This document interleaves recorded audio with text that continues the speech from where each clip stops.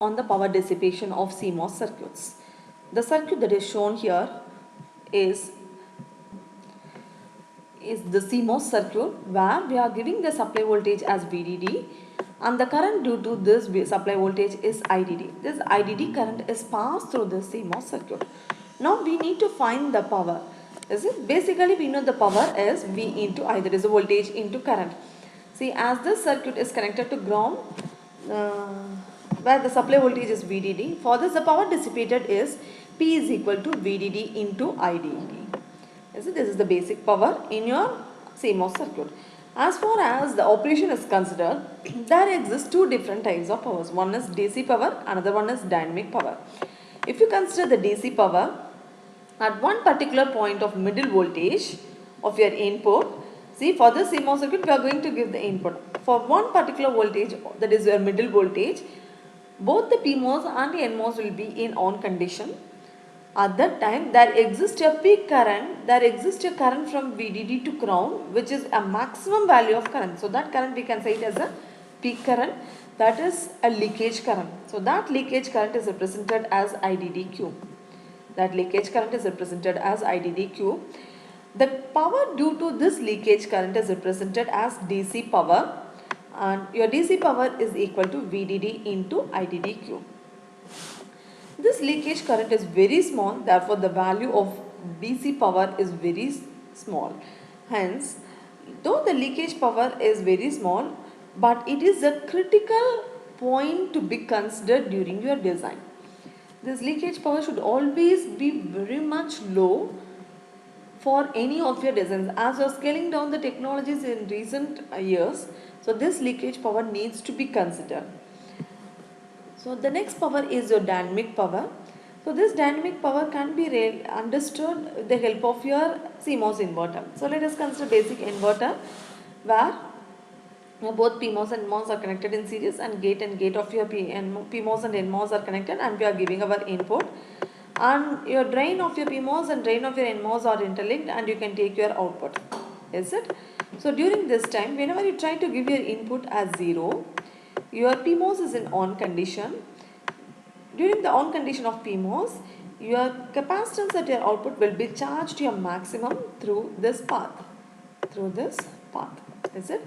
So that can be represented as Cout into VDD, which means that it is half of your Cout into VDD for charging. Half of your Cout into VDD. This you can derive it with the basic integration with respect to time. So when you try to derive it, you will get half of your VDD, Cout into VDD. Okay. For the discharging, which meant that when your input is 1, which meant that your NMOS is in on condition and PMOS is in off condition, where the capacitance that is already charged to a maximum VDD will be discharged through this path and it is grounded now. Is it? Now the charge during the discharging is half into Cout into VDD. Now the total charging and discharging in your capacitance is Cout into VDD. So this may vary with respect to time.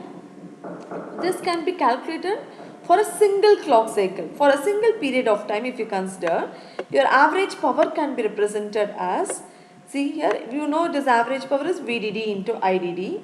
You know your IDD is, it can be written as QE by T. Is it? Or you can say it as, so this is a charge. This charge with respect to a single cycle period of time can be represented as 1 by T. Okay, in any way you can represent.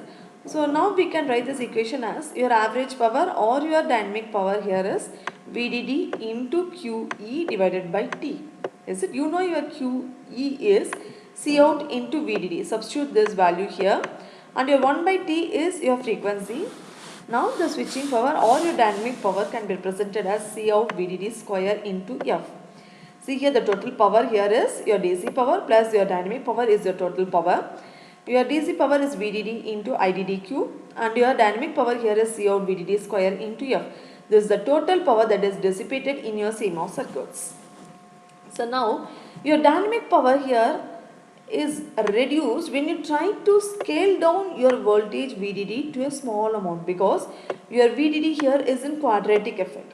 So when you try to reduce this, your switching power or your dynamic power can be reduced to your maximum value because of the quadratic voltage.